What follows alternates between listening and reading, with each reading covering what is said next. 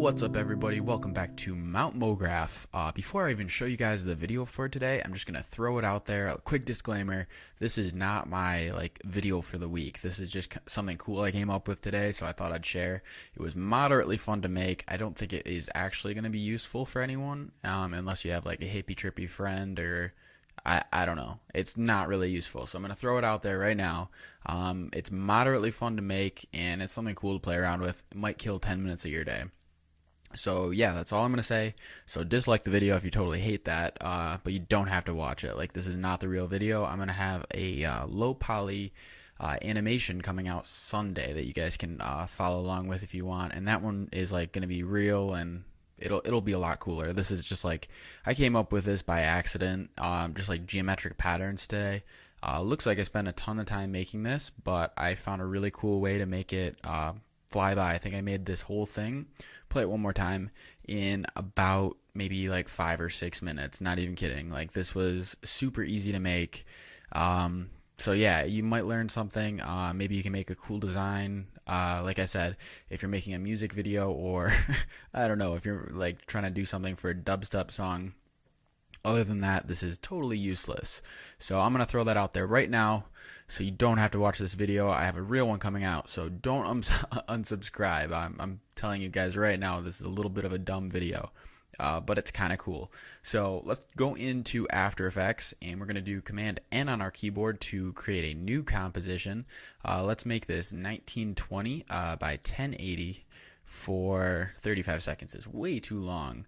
Let's just do 10 seconds. Okay, so great. We have it set up 16 by 9, and I'm just going to name this composition. I'm going to call this like root animation. I don't know. You can name this whatever you want. Like I said, I'm going to go over this real quick just so you guys can see that there are some cool things you can do.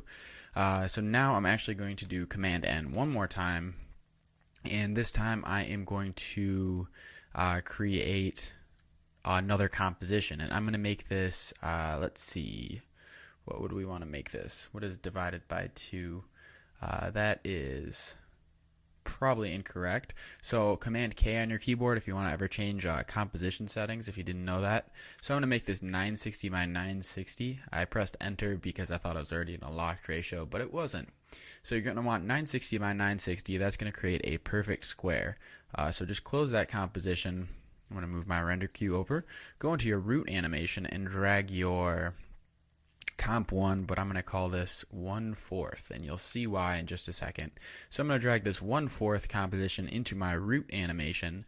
Looks like nothing has happened, and that's right, nothing has happened yet.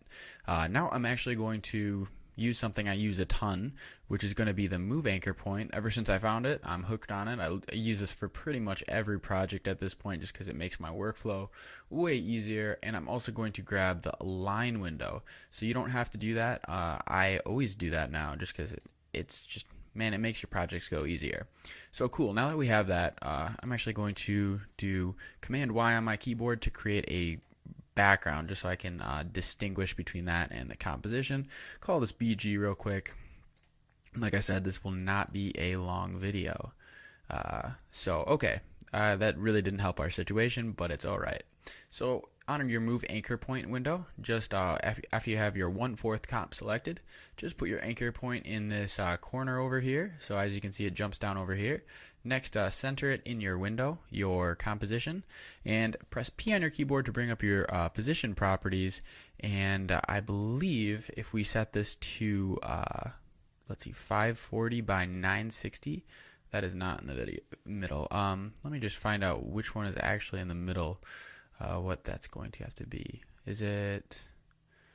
Sorry. Okay, so it's going to be 960 by 540. I think I had that backwards.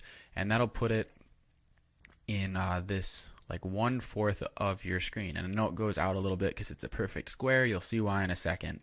So that was really easy to do. Don't worry about anything else right now once you have this set up real quick, and this is literally going to be the key to making this entire animation in just minutes. So now click into your 1/4 composition. It's going to bring up your square video.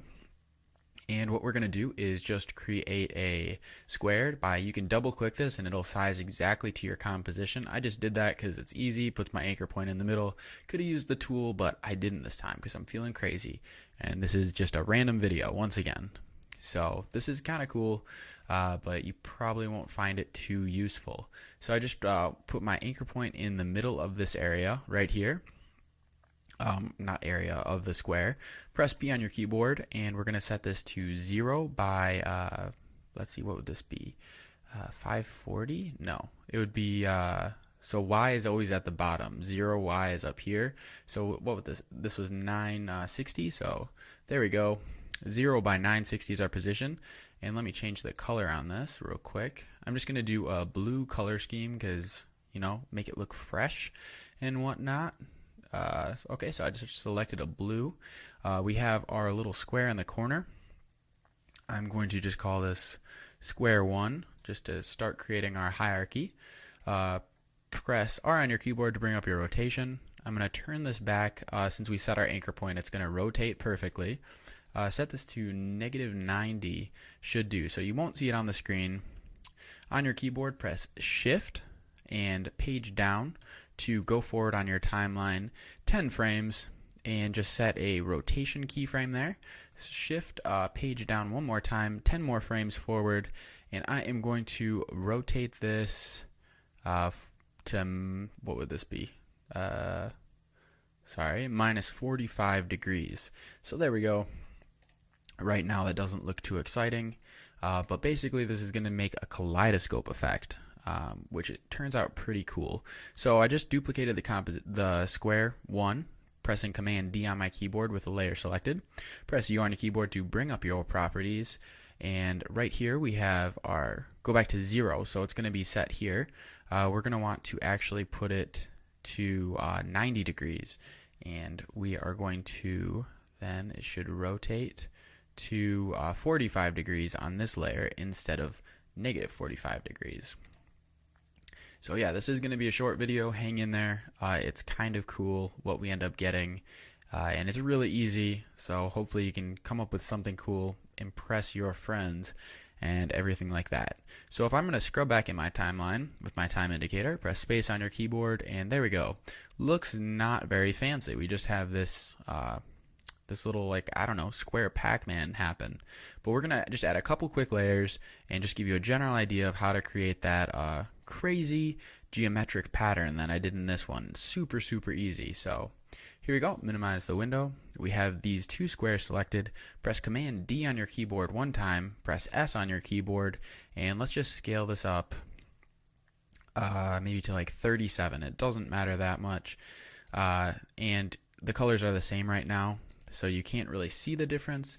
All I'm going to have to do is select one of my layers, select my fill, grab my eyedropper tool, and I'm going to just, let's see, oh whoopsie, these layers are actually on top of the other ones, which is not what we want. So grab your duplicated squares and make sure they're underneath your smaller squares. So once again, you still can't see a difference at this very moment.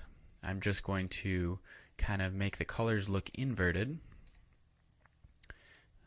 There we go. So now we have this kind of checkerboard effect. That's pretty cool. So select your two new squares, and what you're going to do is just select your keyframes and move them forward on the timeline just a little bit. Select all your keyframes, press F9 on your keyboard for a simple easy ease effect, and there we go. That is not that cool still, but well, here, I'll add like two more things on this screen, and then I'll show you where the magic happens. So I'm going to do, let's see, I'll just create a random, whatever you call this, a rectangle. There we go. I'll set my anchor point in the dead middle at the bottom. I will center this on my composition just real quick. On my timeline, press B on your keyboard, set this to 0, and 960 should put it right at the corner.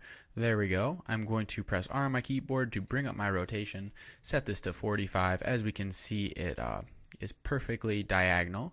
I'm going to drag my shape layer underneath all my other layers, select my shape layer, and I'm just going to change the fill color maybe to a kind of whitish gray, blue. Wow, I said every color ever.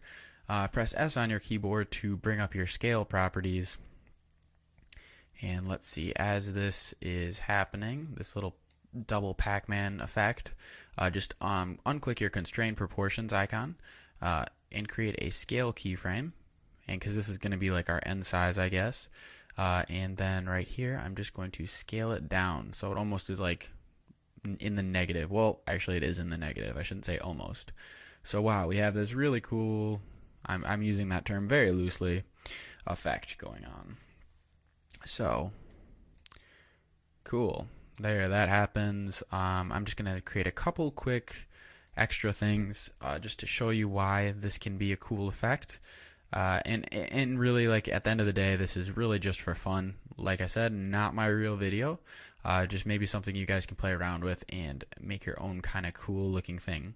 Makes you look like you spent a lot of time on something you really didn't. So we love that. Let's see. I will just create another square right in the middle, set my anchor point, center it perfectly. I'll make this color like black or something. I don't know. Just press scale. As this is changing, I'll have it pop up. So I'll just scale this down to 0. Set a keyframe. Maybe come up to here and have it scale up. And let's see, F9 for easy ease. Set a rotation keyframe. U on your keyboard to bring up both your properties that you've keyframed. You can press J on your keyboard to go back keyframe, or most recent keyframe. So I'm going to do that. I'm going to rotate this 90 degrees so it kind of spins as it comes in. Super fancy. F9 just once again for our easy ease. If you really are going to use this effect, which I don't know if you would, you can go into the graph editor and make some more interesting movement, but this is just a demonstration. Alright, so we now have our super awesome effect all built, and I'm just going to go into my root animation, and as we can see, it is on the screen. So what we just made is on the screen. Now can you kind of see what we'll be doing? Great. I don't know if you can. I couldn't hear your answer, obviously. So press Command D on your keyboard to copy your 1/4 layer. On the rotation, if you set your anchor point in the dead corner, you can just go and rotate this 180 degrees. I'll actually just type this. And so now it happens like this. Okay, so that looks kind of cool, and obviously we spent no time on it. I'm going to select both my layers, Command D on my keyboard with those layers selected, right click, go up to transform, and flip vertical. Alright, now we have this sweet design, and we spent no time on this at all. So now all we have to do is select all of our, do Shift Command Option Y to create a new null object. Select all your 1/4 compositions, which are all identical, and just drag your pick quick onto your null object just so we can scale it proportionally with no problems with our anchor point. Scale this down so it's you can see your whole animation, and I will just play this real quick. So look, we spent no time on it, and we have this cool, well, I'm going to use that term once again very loosely, this cool design happening. Wow, that's fancy. So actually you can go into your 1/4 layer and change any of the colors you want. In your animation, just select the layer, go up into your fill. I'll show you in just a second. Also set motion blur, so you can click and hold and just drag down on all of these, and then also click right up here, your enable motion blur button. Do that, and now we're gonna have this cool like blur effect as this stuff happens. Makes it look like or kind of feathered look. Makes it look like you spent even more time on this. So let's see, I'm gonna do N on my keyboard just to set the end of my work area there. Go to the beginning. You can press home if you'd like. Press 0 on your keyboard to preview, and there we go. So that was really easy to make, right? Well, let's make this even more cool. Can we do that? Oh yes. So select all your layers, all your 1/4 layers in your null object. Do Shift Command C to pre-compose this layer. We're going to call this 1. Why not? That's easy enough. So there we go. Our layer still has the blur and everything like that. I'm just going to duplicate this layer, Command D, and it doesn't matter which one you grab. I'm going to do the one on the back. Just press the rotation button. Rotate this 45 degrees so it looks like we spent even more time on it. And maybe scale this up just a touch. So I'm going to scale it up to 110, it looks like. So now when I play my animation, look at that. spent no time on this at all, and we're getting this really cool kind of kaleidoscope geometric pattern happening. So moderately cool. Once again, do Shift Option Command Y, create a new null object, select both your comps, pick them to the null object. This is just to help you scale stuff because we kind of lost the square since our composition is rectangular. All right, just about there. Do Shift Command C one more time to pre-compose this. Call this animation. Okay, cool. Now let's duplicate this layer like 5 times. Do Command D, Command D, Command D, Command D. We now have the layer copied. Let's see, we'll set the first one to the scale of 50. Set the second one, the scale to 60. Set the next one, the scale to, you guessed it, 70. The next one to 80. The next one to 90. Cool. So wow, this looks pretty crazy, doesn't it? I don't know if I might have scaled it up not enough, but just to give you a general idea. So now all I'm going to do is press T on my keyboard to bring up my opacity. I'm going to set the first one to 90. Press T to bring on the next one to bring up 80. T on the next one to bring opacity. We'll set that to 70.